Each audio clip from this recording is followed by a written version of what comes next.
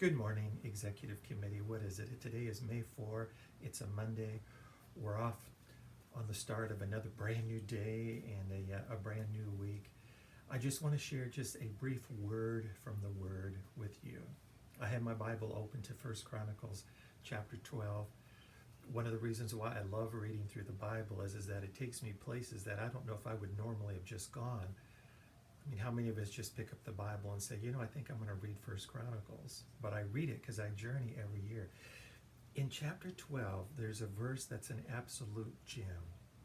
And I'm so glad I read the Chronicles because I come to this verse.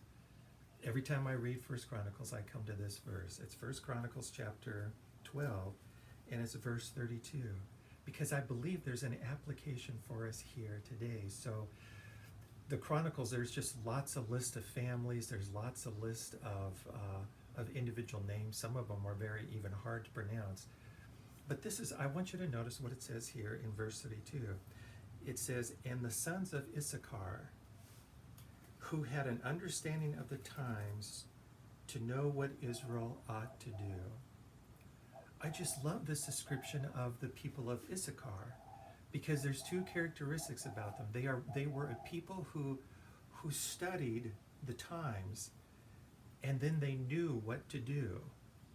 So they studied the times, number one, and then they knew what they ought to do. That was the unique characteristics of the people of Issachar. But there's something about the importance of studying the times, because even Jesus talks about this. And in fact, in Luke chapter 12, so this is pretty easy to remember, First Chronicles chapter 12, Luke chapter 12, Jesus is sharing, he is talking to just this massive multitude of people. But I want you to see what he says here in verse 54 to verse 56. And in fact, in my Bible, the heading is "Discern the Time." Jesus says, it says here, "Then he also said to the multitudes, whenever you see a cloud rising out of the west, immediately you say, a shower is coming, and so it is. And when you see the south wind blow, you say, there will be hot weather, and there is. But you hypocrites, you can discern the face of the sky and of the earth, but how is it you do not discern the times?" Obviously, they haven't learned the life lessons from the people of Issachar, a people who studied the times and had the courage to know what to do. Now look, the reason why I'm sharing this here with you, just as a very brief devotional thought, is that I want my personal life to align with the lives of the people of Issachar, to be able to discern the time and then to have the courage to know what to do. And of course, my appeal is the same for us as far as an executive committee, we who have been chosen to be the leaders of this conference. I mean, how critical and crucial it is for us to be leaders like the people of Issachar, to be able to discern the times, to know the times that we are living in, and then to have the courage to do something about it.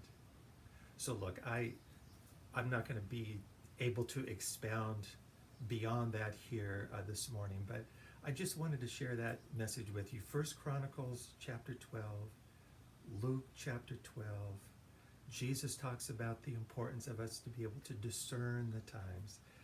And I tell you what, my friends, we are in times like I have never seen before.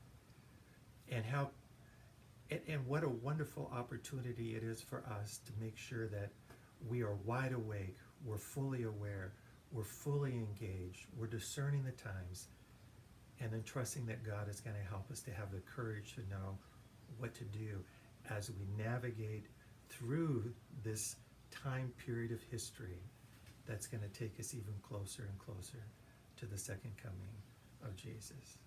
So let me just have a very brief prayer here with you here this Monday morning. Father, thank you for these passages in First Chronicles 12.